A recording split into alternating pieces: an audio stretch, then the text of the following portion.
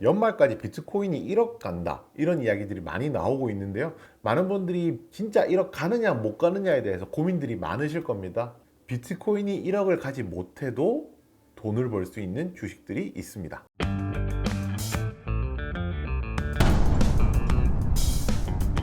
쩌나 보기만 해도 돈이 되는 쩌나제일 이호석TV입니다. 여러분, 이전에 비트코인 관련주에 대한 영상을 찍었었는데요.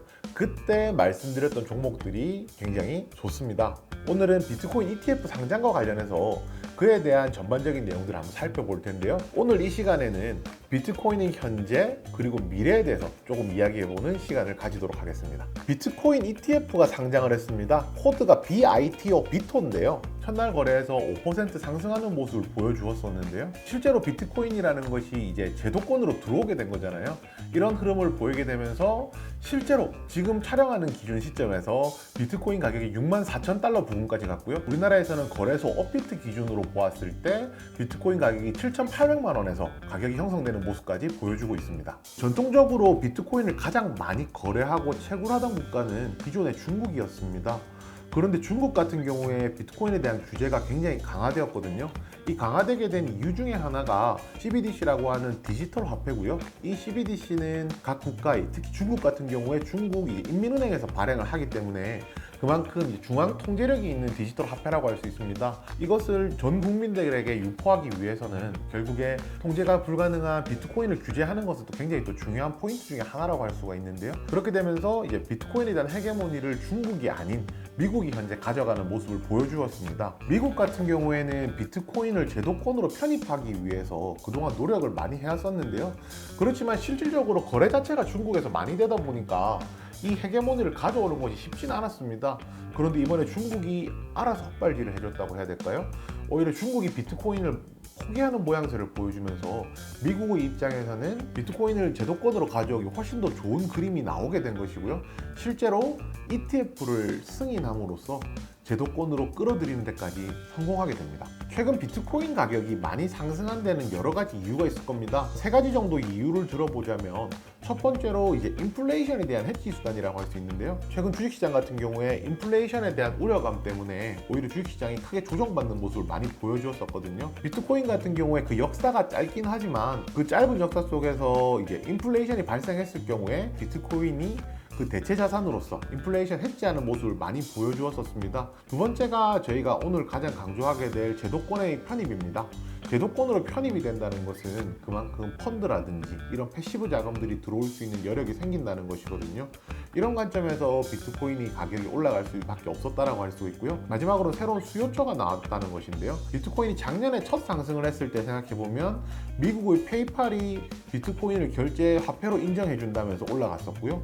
올 상반기에는 테슬라가 비트코인을 결제 화폐로서 인정을 한다라고 하면서 주가가 올라가는 모습 보여주었습니다. 새로운 수요처는 앞으로 추세적으로 더 많이 나올 것이라고 생각을 하는데요. 엘살바도르 같은 경우에는 비트코인을 법정 화폐로 인정하기도 했고요.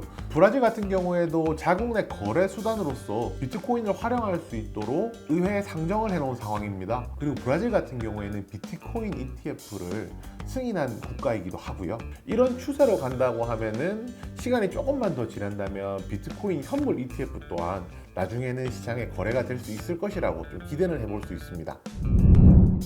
지난 영상에서는 가상화폐 거래와 관련된 거래소와 관련된 종목들, 우리기술투자, 위지트, 비덴트에 대해 살펴보았는데요.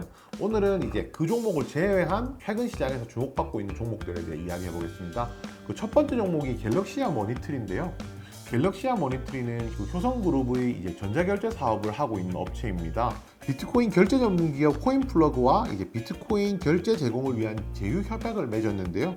이것을 체결함으로써 시장에서 관련주로서 굉장히 많이 주목을 받고 있습니다.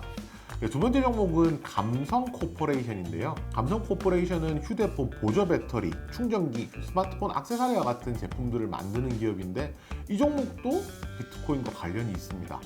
블록체인 기술, 암호화폐 관련 소프트웨어 개발 업체인 그 버추얼 마이닝을 이 종속회사로 보유하고 있는데요. 아무래도 시장에서는 이 종속회사에 투자하고 싶더라도 실질적으로 투자할 수 있는 방법이 없기 때문에 감성코퍼레이션으로 수급이 쏠린다라고 할 수 있습니다. 마지막으로 클라우드에어가 있습니다. 클라우드에어는 차량 및 조명용 LED 패키지를 만들고 있는 업체인데요. 이 회사도 마찬가지로 종속업체가 있습니다. 종속회사인 이제 클라우드 파트너스 대부가 전자화폐와 가상화폐 사업을 현재 진행을 하고 있거든요. 그렇기 때문에 이러한 관련된 사업에 투자를 하고 싶다라고 했을 경우에는 상장이 되어 있지 않기 때문에 상장사인 클라우드 에어의 시장의 수급이 쏠리는 것을 알 수가 있습니다. 제가 일전에 비트코인을 디지털 시대의 금이라고 이야기를 했었습니다. 그때도 많은 분들께서 금은 무슨 금이야 라고 생각하셨을 건데 점차 비트코인은 제도권 안으로 들어오고 있고 정말 디지털 시대의 금이 되어가고 있습니다. 제도권 안으로 들어온다는 것은 앞으로는 투기 대상이 아니라 투자 대상으로서 충분한 메리트를 가지고 있다는 것이거든요. 과연 비트코인이 어디까지 질주할 수 있을지 지켜보는 것도 굉장히 흥미로운 포인트가 될 것 같습니다. 오늘 준비한 내용은 여기까지입니다. 모두 성숙!